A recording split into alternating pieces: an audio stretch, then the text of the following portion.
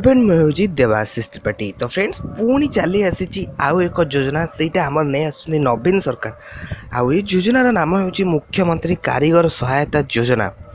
नवीन सरकार निजे ही योजनाटा नहीं आसते आपन को प्रति वर्ष 800 टंका लेखाएं मिल केउ मानू ये योजना 800 टंका लेखाएं मिल आउ कि लोक मान 1000 टंका लेखाएं मिल तो केउ केउ मानू 800 टंका केउ केउ मानू 1000 टंका एथरे केउ माने आवेदन करि परिबे एथरे कौन सब लाभ रही कौन कौन सब डॉक्यूमेंट दरकार कौन सब एक्सपीरियंस थिबा दरकार तो मुझे आपको ये वीडियो पूरा डिटेल्स रे कहीदेवी से वीडियो को अधारू जमार भी स्किप करेंगे टोटाल फास्ट रू लास्ट जाए देखिए।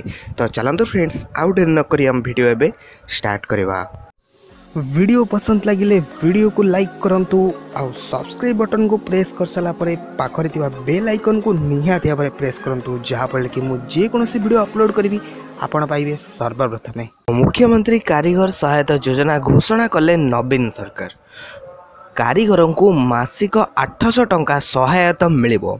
जानतु केमिति हेबे उपकृत। हस्तशिल्पी कारीगर मानक पई मुख्यमंत्री नवीन पट्टनायक आज मुख्यमंत्री कारीगर सहायता योजना घोषणा करिसेंती।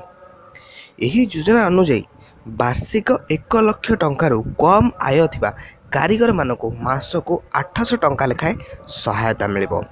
जो कारीगर मानकर 1 लाख टंकार कम आय थब वार्षिक वर्ष को 1 लाख टंकार कम आय बाहर से मानू सरकार सहायता करेंगे 800 टंका लेखाएं पर मंथ।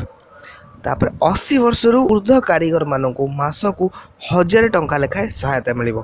सेम जिनस वर्ष को 1 लाख टंकार कम आय थी किंतु तांकर एज 80 वर्ष अधिक होइतिबो से मानक मिले 1000 टंका लेखाएं मासिक सहायता। आउ एथि सर्वनिम्न 10 वर्ष कारीगर भाव में कार्य करने आवश्यक। आपण चाहेले काली कारीगर थिले आउ आज पैसा पाइबे सेमिति हो पारबनी। एथिपाई तांकर शर्त होउची 10 वर्ष धरी से मानको कारीगर होइतिबा दरकार।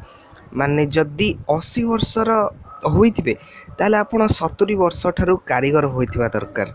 आउ जदि आपण कारीगर होइतिबे ताले जदि 10 वर्ष हलाणी आपण कारीगर होइके अछंती ताहले आपण ए योजनार सुविधा नहीं पारिबे नहले आपण ए योजनार सुविधा पाई परिबेनी। तो एथरे लिस्ट केमती आसीबो केउ मानको पैसा आसीबो ना तेबे हिताधिकारी चयन निमंते जिला स्तर रे जिलापालंकर अधीन रे एक चयन कमिटी गठन करा जिवो।